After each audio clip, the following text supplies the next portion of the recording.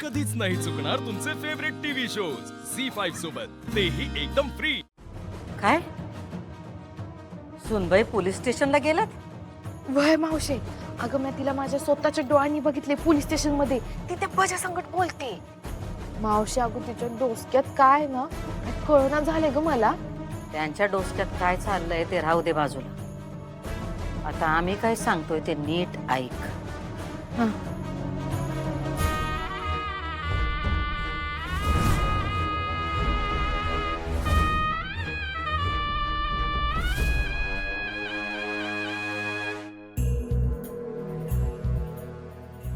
ओंक्या phone का उचलत नाही? गेलं कोणीकडे?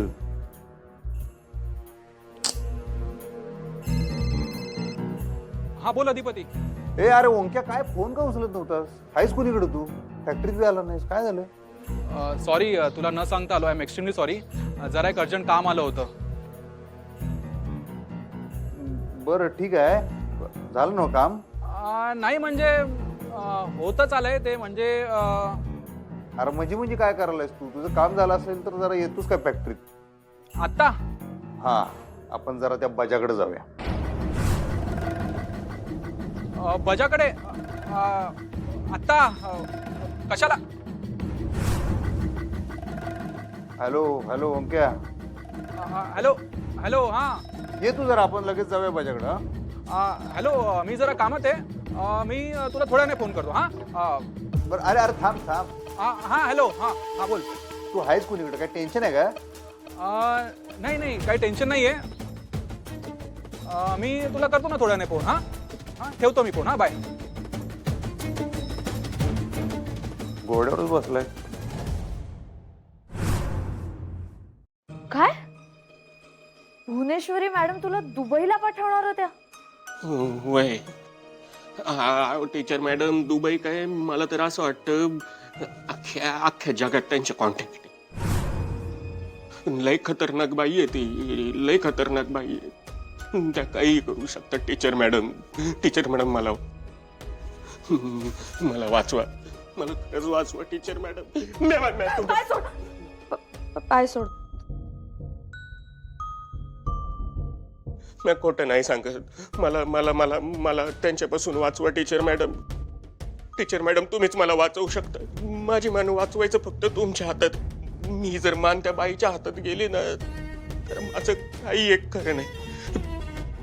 टीचर मॅडम, तुमच्या सासूबाई आहेत ना, जेवढ्या जशा दिसतात ना तशा नाही आहेत। त्या जेवढ्या जमिनीवर आहेत ना तेवढ्याच जमिनीच्या खाली।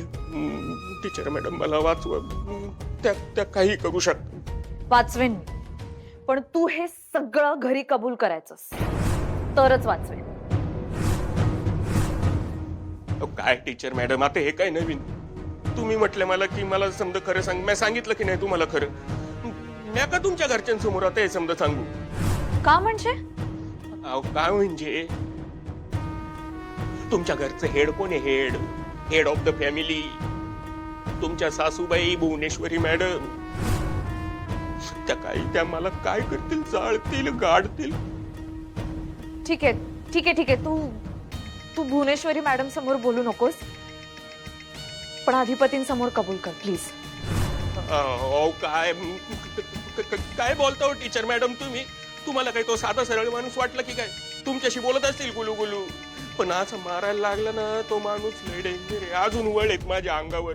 नाही, ते म्हणतात ना टीचर मॅडम, कोर्टाची, पोलीस स्टेशनची, मोठ्या माणसांच्या घराची पायरी अजिबात चढायची नाही।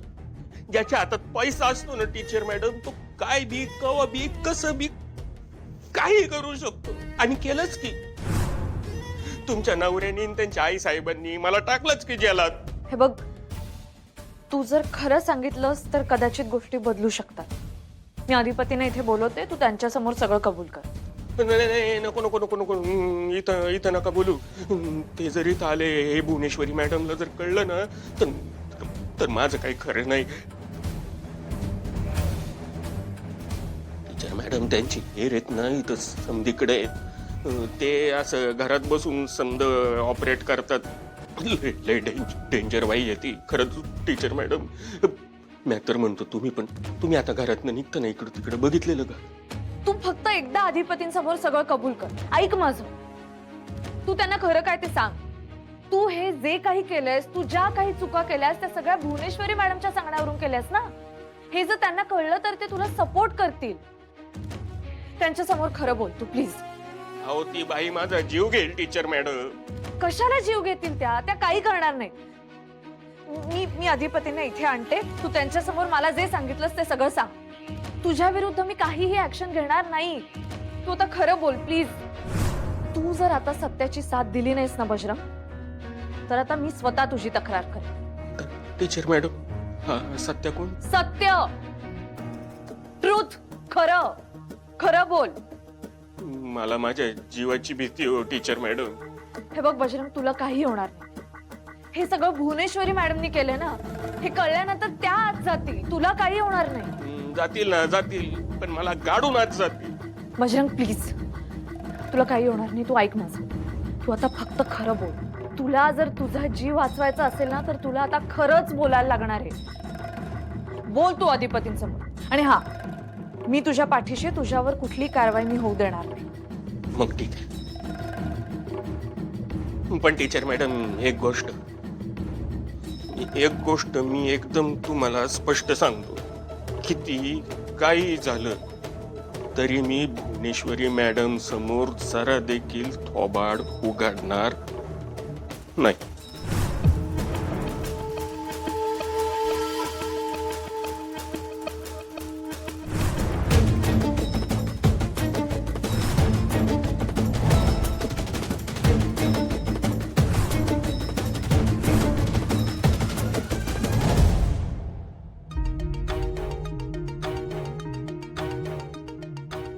ओंकार, बराच वेळ झाला रे वहिनीने आज जाऊन. काही प्रॉब्लेम झाला नसेल ना? मला काळजी वाटायला लागली आहे रे. मलाही तसंच वाटतंय. चल आपण आज जाऊया. हो. काय झालं वहिनी? बजरंगने कबूल केलं? हो, त्यांनी केलं कबूल. खरंच? सगळं भुवनेश्वरी मॅडमनीच त्याला करायला सांगितलं होतं. त्यांनीच जेलमधून बाहेर काढलं असं म्हटलं. येस. आता आपल्याला खूप मोठा पुरावा मिळालाय वहिनी. आता पुढे काय करायचं आपण? वहिनी, मी अधिपतीला फोन करून लगेच कळवतो. नाही नको, आता फोन नका करू. पण का? नाही, असं फोनवर नको सांगायला आपण त्यांना. असं का? भाऊजी, हे बघा, अधिपतींना सगळं बजरंग कडूनच कळणं गरजेचं आहे. आणि बजरंग म्हटलंय मला, मी अधिपतींसमोर सगळं खरं सांगणार आहे म्हणून. मी तसं कबूलच करून घेतलंय त्याच्याकडून. अधिपतींसमोर सत्य आणायचं असेल तर आपल्याला सगळं सिस्टमॅटिकली करायला हवं आता. हो, पण आपण सांगूया की अधिपतीला. अहो भाऊजी, आपण सांगितलं तर अधिपतींचा विश्वासच बसणार नाही. आणि त्याहीपेक्षा महत्वाचं, जर चुकून बोलताना भुवनेश्वरी मॅडम समोर अधिपती काही बोलले किंवा त्यांना जाब विचारायला गेले तर सगळं आपल्यावरच उलटेल ना. म्हणून म्हणते, हे बघा, आता या कानाची खबर त्या कानाला लागली नाही पाहिजे. हे अत्यंत महत्वाचं आहे. ही गोष्ट आपल्या तिघांमध्येच राहिली पाहिजे. कळतंय तुम्हाला? मी आता अधिपतींना काहीच सांगणार नाही आणि मी डायरेक्ट बजरंगला आणि अधिपतींना समोरासमोर आणणार आहे. आणि हा सूर्य हा जयद्रथ करणार. वहिनी, पण जे काय कराल ते लवकरात लवकर करा. कारण अधिपतीने मला फोन केला होता. काय? हो, भाऊजी म्हणत होते पोलीस स्टेशनमध्ये यायचं बजरंगला भेटायला. अरे देवा. मी त्याला कसं बसं थांबवलंय. आणि मी आता फॅक्टरीत गेलो ना की तुम्हाला परत विचारणार आहे. मी काय सांगू त्याला? तुम्ही काहीच सांगू नका. आता मी बोलते अधिपतींशी. हां, तुम्ही आता फक्त मी सांगते ते करा.